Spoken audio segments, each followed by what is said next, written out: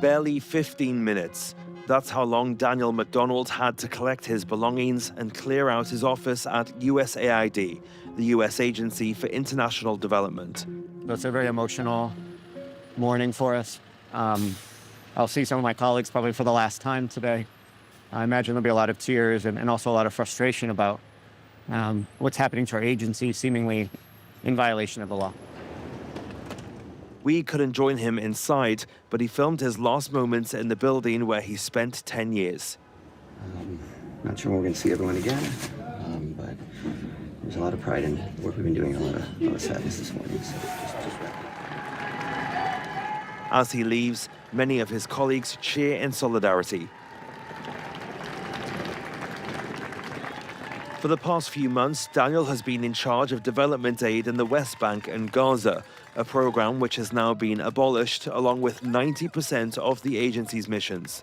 It is an ideological attack on an institution of the government that has long received bipartisan support. And I frankly think still has bipartisan support. I think many Republicans are balancing their support for USAID and American generosity and presence in the world against a concern about political backlash. And so it feels like it's the administration's and perhaps Elon Musk in particular's aversion to what we do at USAID. Created in 1961, USAID alone accounted for 42% of the world's humanitarian aid. The agency was the first victim of DOGE, the Government Efficiency Commission created by Donald Trump on his first day in office and spearheaded by billionaire Elon Musk.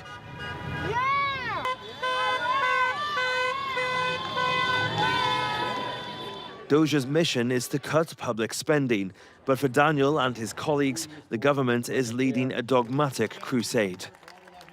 One thing that's absolutely certain is that this is not an attack on me. It's not an attack on this agency. It's an attack on the democratic principles that underpin the United States government. And why is that? It's because their representatives voted for this funding, Republican and Democrat alike. It's because their representatives over the years established USAID, continue to appropriate funding for USAID. This is about a lot more at stake than just federal workers, and that's a lot by itself. Under the US Constitution, Congress decides when and how to create or close a government agency along with its budget. These now unemployed civil servants are taking to civil disobedience to make themselves heard.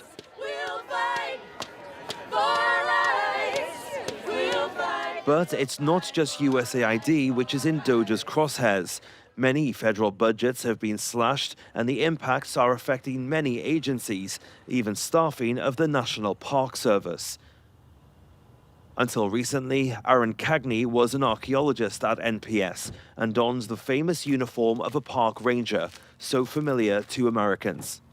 This is my uniform. There are a lot of different pieces with it, and they have different seasons. So this was sort of my midwinter uniform. And the piece that everyone really knows is the hat, which they look kind of dorky, but I really enjoyed having mine. I'd always admired Rangers, and I was excited to get to put on the hat and be part of that. Aaron walked this path for 8 months, where there are 74 archaeological sites linked to the native tribes of the region, the Piscataway, a less well-known national park with a unique history. Where I'm walking you to right now is the Potomac River, and on the other side of the river is Mount Vernon, George Washington's estate. And in the 60s, there was a plan for this park to be used for a wastewater sewage plant, but the community pushed back and they partnered with Mount Vernon, and they got an easement placed on this land and had it sold to the National Park Service to manage for the purpose of protecting this view from Mount Vernon. Passionate about her job, Erin never imagined that everything would come to an abrupt end, let alone that she would be dismissed for incompetence. My letter says that I failed to prove through my performance that I should continue working for the agency, which I know is false. I had an annual review done in the fall, and I received excellent ratings. even knowing that what's in that letter is a lie, it still hurts to read it. And it still has ramifications for so many of us who might live in states that if you want to get unemployment, but your letter says that you were terminated with cause, you can't get unemployment benefits. Or if I ever want to work for the federal government again, my paperwork says that I was terminated with cause. Since our interview, Erin has been reinstated after a California federal judge ruled that firing probationary employees was illegal for 6 different departments. Her future remains uncertain, however, as the government has appealed the decision. The federal purge is not confined to the staffing of departments. It's also affecting their public data. Hello. How are y'all? Good.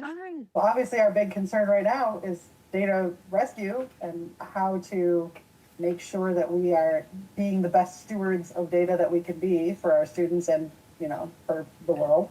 And so we thought this would be a really great fit if you would be willing to talk with us about what you guys are doing and what we can do, as professionals to help. But I think the one thing that y'all would want to think about is what would be most interesting to you and your people. It's the data that's more concerning is the data from agencies that are being dismantled, right? That it's not deliberately against the data, it's the agency itself is gone. Linda Kellum is a librarian at the leading university and co-founded the Data Rescue Project, an organization of volunteers who archive information that disappears from government websites. All of that data that you see there in our data inventory has been done for the past 2 months. One of the first things we do is to look at the data rescue tracker, which is our catalog of things that have been rescued. There's about 500 in here now. And it shows the title of the data set, where it's from, the agency, the data that was downloaded. We started really just as an attempt to rescue the data that we thought was going to be at risk. But the pace, I didn't even imagine that was going to happen, so, to be honest. After each election, federal agency websites change. But this time, it's not just a question of modifying data, but deleting it altogether. Donald Trump has signed a whole series of executive orders taking aim at diversity, equity, and inclusion programs, and therefore to any mention of the programs online. A fundamental part of a democracy is an informed electorate. And the administration has said that it wants to craft the narrative of who we are and shape the categories and the definitions of who should exist in the United States. That definition of an American is based on cisgendered white male idea, and the goal is to erase the rest of us from that history. Public backlash has so far been the most visible opposition to Donald Trump's dismantling of institutions. In Congress, many elected representatives are loath to push back. So it's the federal employees who are taking the lead. We're going to go to Katie Britt's office. Last week, some of us ran into her in the hallway, and she's very rude to us. She said, awesome, about federal workers. We meet up with Daniel, the former USAID executive. His group is looking to doorstep Republican lawmakers and put their points across to them. And we need members of Congress to start feeling that it's their own power that's being undermined by presidential action outside of the checks and balances. The press was not allowed into the office, but the exchange was short-lived. While some staffers listened politely, others called security. So just for the reporters to know, they called the police instead of talking to fired workers. The group then made their way to Senator Lindsey Graham's office, but again, they were turned away. Well, we can't just pop in a meeting or 5 minutes. It's not like a full meeting. They're not available. They're not available right now. Once again, the Capitol Police is called in.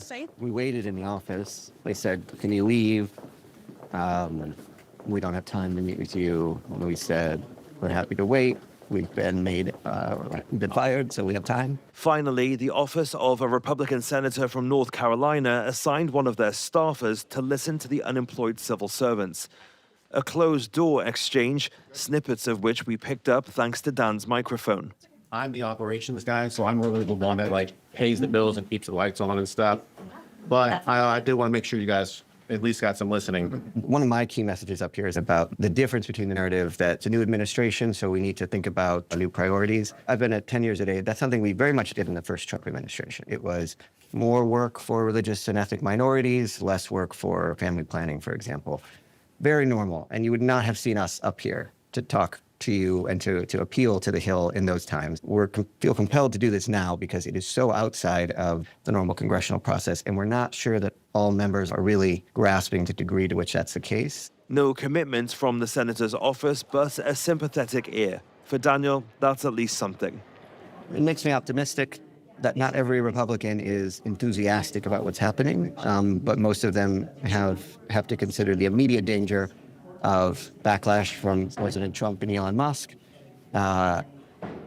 until that becomes less powerful than the backlash from their own constituents. So I think that's the moment we're in now. Between now and the midterm elections in November 2026, citizens have little recourse, so they're taking to the streets. Tesla boycott demonstrations take place every week across the country. And it's having an impact. Elon Musk's electric car company has lost $700 billion in value on the stock market. Where does he get the right to do this to Americans? It's wrong. He wasn't elected. We need to fight back to make it a democracy once again.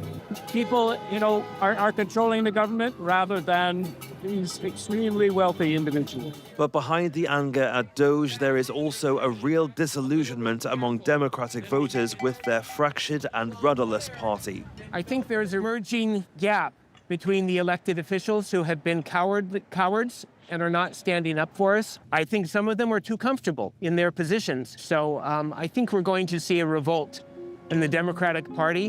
While waiting for the opposition to wake up, activists are also fighting in the courts. 150 cases against the government are underway, and all eyes are now on the conservative-leaning Supreme Court, which is expected to rule by the end of May on the legality of DOGE.